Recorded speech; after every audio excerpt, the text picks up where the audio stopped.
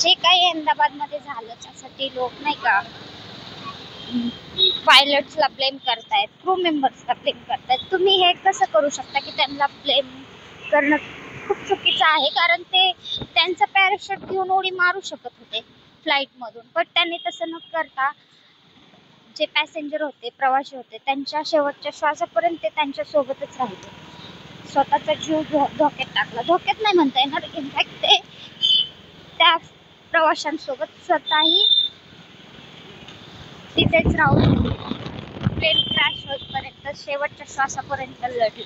तर तुम्ही हे नाही बोलू शकत की त्यांनी असं केलं असतं तरी जीव वाचले असते, त्यांनी तसं केलं असतं तरी जीव वाचले असते.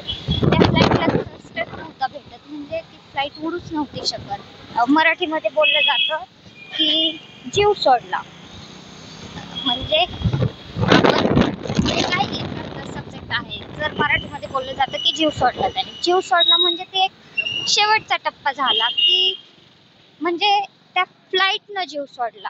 आता जी वरती आहे ती तर खाली येणारच ना, उडताच येत नसेल तर गुरुत्वाकर्षण आपण शिकलोय, तर त्याच्या थ्रू तर काहीही जे वर आहे ते खाली येणार.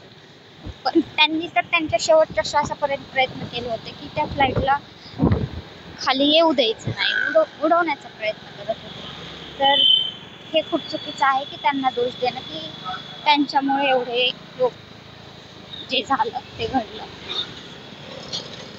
तर मला असं वाटतं की लोकांना हे समजायला हवं. हा, तुम्हाला दोष द्यायचा आहे, तुम्ही इंडिगो एअरलाईनला दोष द्या, परत बोईंग कंपनी आहे त्यांना दोष द्या, कारण हे त्यांचा पण फॉल्ट आहे कुठे ना कुठे, की फ्लाईट तुम्ही उतरवण्या अगोदर, एवढ्या पॅसेंजरला घेऊन जाण्या अगोदर सगळं चेकअप होतं ना, इंजिन काम करते का नाही, बाकी सगळे प्रोग्राम्स वगैरे आहेत ते योग्य काम करतायत का नाही, तर हे सगळं पाहूनच फ्लाईट आले असेल ना टेक ऑफ करण्यासाठी.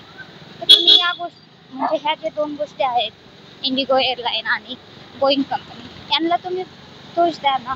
तुम्ही आता जे आहेच नाही आहेत जगात, तुम्ही त्यांना दोष देताय, हे योग्य नाही आहे. कारण खूप कमेंट्स आहेत, खूप रील्स आहेत ज्या बनवल्या जात आहेत त्या पायलट्सवर. तर प्लीज असं नका करू, हे समजायला हवं आपल्यालाही की त्यांचा दोष नव्हता, ते त्यांच्या शेवटच्या श्वासापर्यंत लढले, शेवटच्या श्वासापर्यंत ते प्रवाशांसोबत दटून राहिले. तर एवढंच की दोष नका देऊ त्यांना, कारण ते आता या जगामध्ये नाहीये.